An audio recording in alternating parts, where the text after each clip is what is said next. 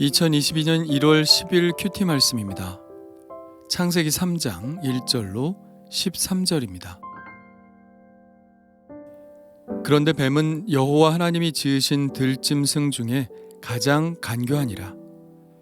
뱀이 여자에게 물어 이르되 하나님이 참으로 너희에게 동산 모든 나무의 열매를 먹지 말라 하시더냐? 여자가 뱀에게 말하되 동산 나무의 열매를 우리가 먹을 수 있으나 동산 중앙에 있는 나무의 열매는 하나님의 말씀에 너희는 먹지도 말고 만지지도 말라 너희가 죽을까 하노라 하셨느니라. 뱀이 여자에게 이르되 너희가 결코 죽지 아니하리라. 너희가 그것을 먹는 날에는 너희 눈이 밝아져 하나님과 같이 되어 선악을 알 줄 하나님이 아심이니라. 여자가 그 나무를 본즉 먹음직도 하고 보암직도 하고 지혜롭게 할 만큼 탐스럽기도 한 나무인지라. 여자가 그 열매를 따먹고 자기와 함께 있는 남편에게도 주매 그도 먹은지라. 이에 그들의 눈이 밝아져 자기들이 벗은 줄을 알고 무화과 나뭇잎을 엮어 치마로 삼았더라. 그들이 그날 바람이 불 때 동산에 거니시는 여호와 하나님의 소리를 듣고 아담과 그의 아내가 여호와 하나님의 낯을 피하여 동산 나무 사이에 숨은지라. 여호와 하나님이 아담을 부르시며 그에게 이르시되 네가 어디 있느냐? 이르되 내가 동산에서 하나님의 소리를 듣고 내가 벗었으므로 두려워하여 숨었나이다.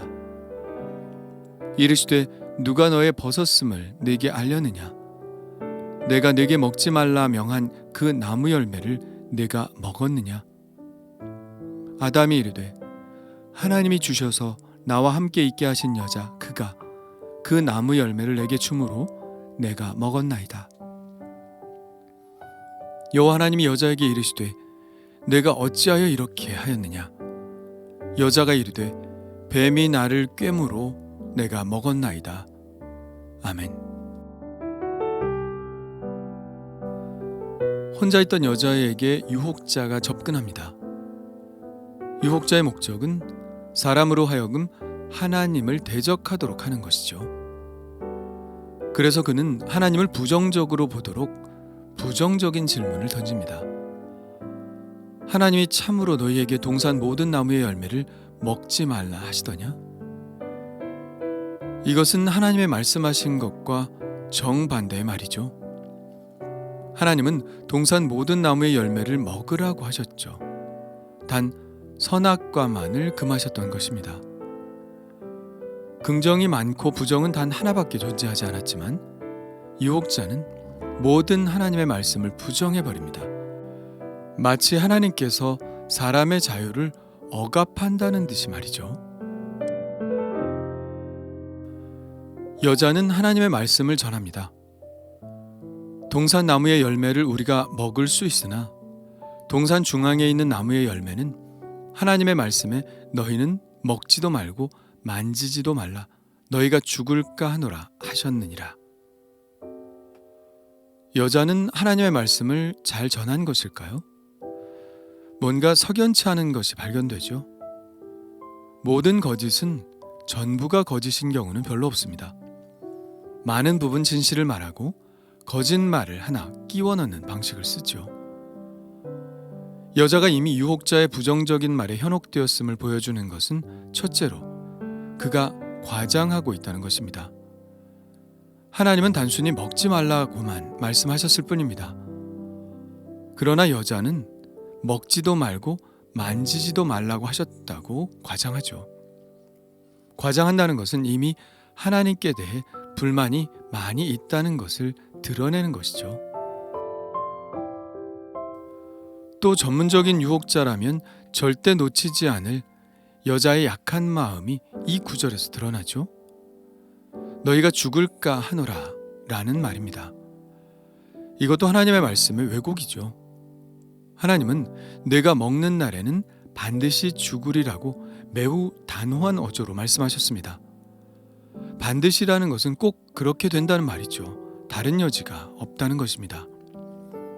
그러나 여자는 죽을 수도 있고 살 수도 있고 라는 마음을 드러내고 있죠. 이것은 이미 유혹자가 자기를 더 강력하게 유혹해 주기를 바라는 마음이 드러난 것이죠. 이 바람을 유혹자는 놓치지 않습니다. 그는 단호하게 말하죠. 너희가 결코 죽지 아니하리라. 여자의 흐릿한 마음에 확신을 줍니다. 결코 잘못되지 않을 것이라는 거짓 환상을 주죠. 목적을 위해 악을 행할 때 멀리 떨어져서 그것을 보는 사람들은 그것이 잘못될 것임을 압니다.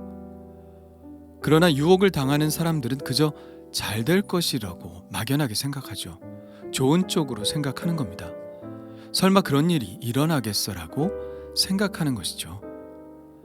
사람들이 로또를 사고 꼭 맞을 것 같다는 생각을 하는 것과 마찬가지입니다. 확률적으로는 불가능한 수준인데도 말이죠. 유혹자는 결코 죽지 않을 것이라는 확신을 주고 더불어 이 일은 여자에게만 일어날 일이 아니라는 것을 암시합니다. 너희라고 말하고 있죠. 그는 이미 남자도 이 유혹의 범위 안에 넣고 있는 것입니다. 여자는 이 유혹자의 암시에 세뇌를 당해버린 것이고요. 결코 잘못되지 않을 것이라는 잘못된 환상이 이미 여자에게 들어왔고 이제 여자에게 필요한 것은 그 하나님의 말씀을 어길 명분뿐입니다. 사람은 명분이 없으면 잘 행동하지 않죠. 그러나 아무리 악한 일이라도 명분만 주어진다면 거침없이 자신의 욕망을 실현시킵니다. 히틀러가 유대인들을 죽일 명분으로 그들이 그리스도 예수를 죽였고 그 죽인 자들이 예수의 피를 자손들에게 돌리라고 했다는 점을 들었죠. 독일 사람들은 이 말에 자신들은 하나님의 일을 하고 있다고 느꼈을 것입니다. 유혹자가 여자에게 던져준 명분은 이것입니다. 너희가 그것을 먹는 날에는 너희 눈이 밝아져 하나님과 같이 되어 선악을 알 줄 하나님이 아심이니라. 여전히 하나님을 부정적인 존재로 이야기하고 있죠.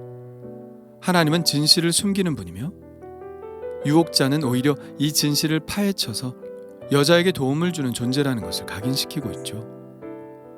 사람이 하나님과 같은 지혜를 얻게 될까봐 그것을 숨기려고 선악과를 먹지 못하게 한 것이라고 속여 말합니다. 여자의 마음에는 이제 정의감까지 솟아오르죠. 이 일을 하는 것이 오히려 부정직한 하나님께 대항하여 의를 행하는 일이라고 자기 암시를 주고 있는 것입니다. 그런 생각을 하고 선악과를 보니 먹음직도 하고 보암직도 하고 지혜롭게 할 만큼 탐스럽기도 한 나무로 보였습니다. 여자가 먼저 그 나무의 열매를 따먹고 자기와 함께 있는 남편에게도 주었습니다. 아담은 아무 말 없이 받아먹죠. 아담은 왜 이렇게 쉽게 선악과를 받아먹었을까요? 그는 여자보다 더 하나님의 지엄한 명령을 알았을 텐데 말이죠. 아마 처음에는 거부감이 들었을 수도 있습니다. 그런데 본래 죄라는 것은 누가 먼저 용기를 내면 그 다음에 따라하기는 매우 쉽죠. 사람들이 죄를 짓지 못하는 이유 중 하나는 비난받을 게 두려워서인데 지금은 오히려 죄를 짓지 않으면 비난을 받을지 모르는 상황인 것이죠. 이것이 바로 공범의 효과입니다.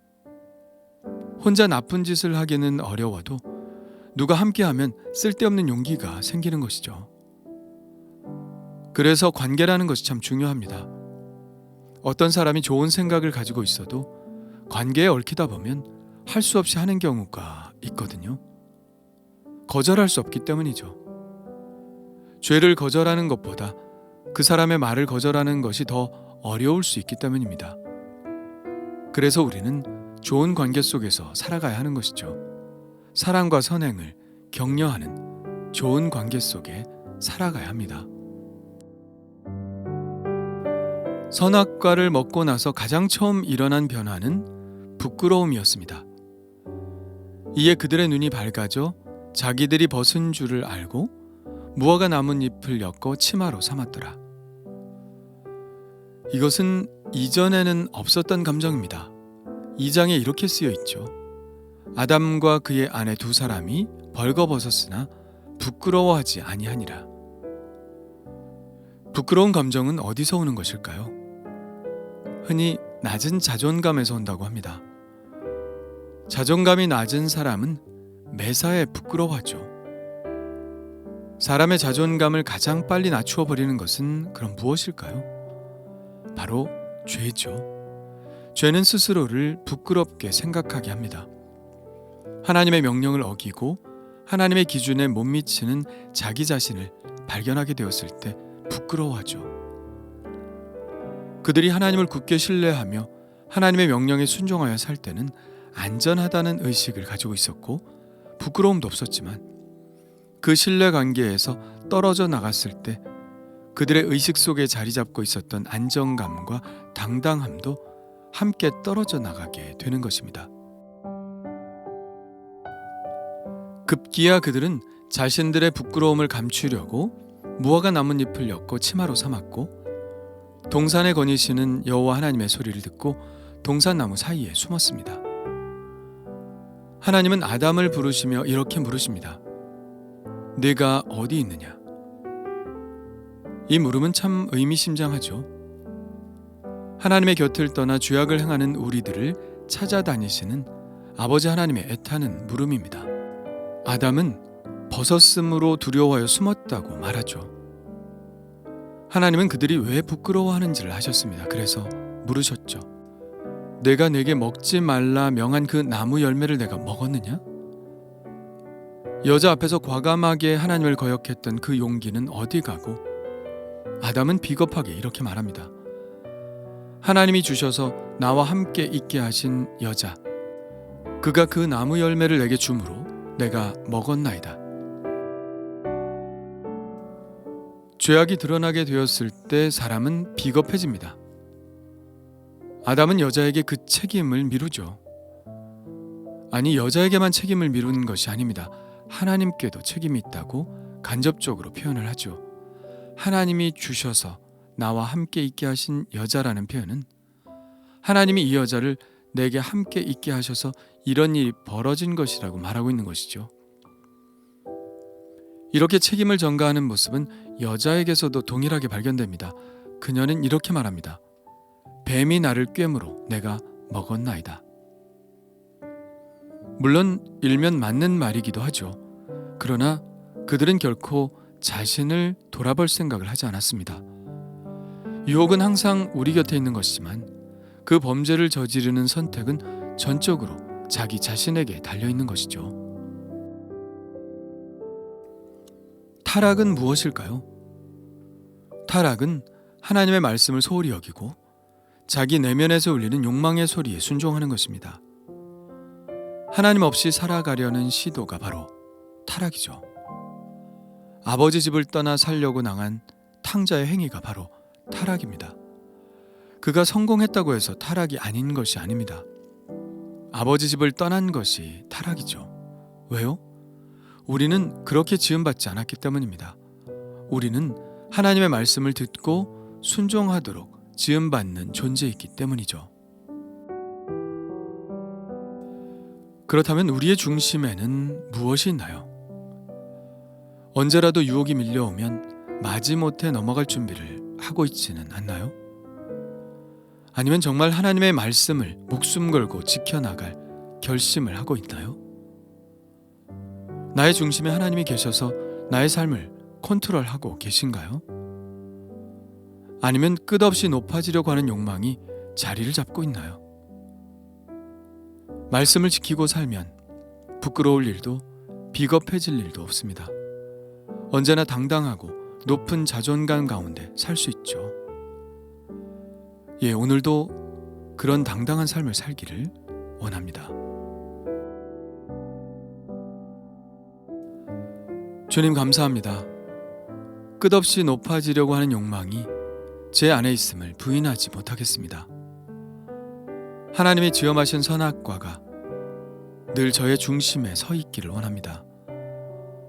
하나님의 말씀을 들어야 행복한 존재가 된다는, 하나님의 말씀을 거역하지 않아야 에덴의 행복을 살아갈 수 있다는 이 지엄하신 말씀을 듣기를 원합니다. 교만하여 넘어져 부끄러움을 당하지 않게 하시고 하나님의 말씀 앞에 늘 겸손하게 순종하게 하여 주옵소서. 예수님의 이름으로 기도합니다. 아멘.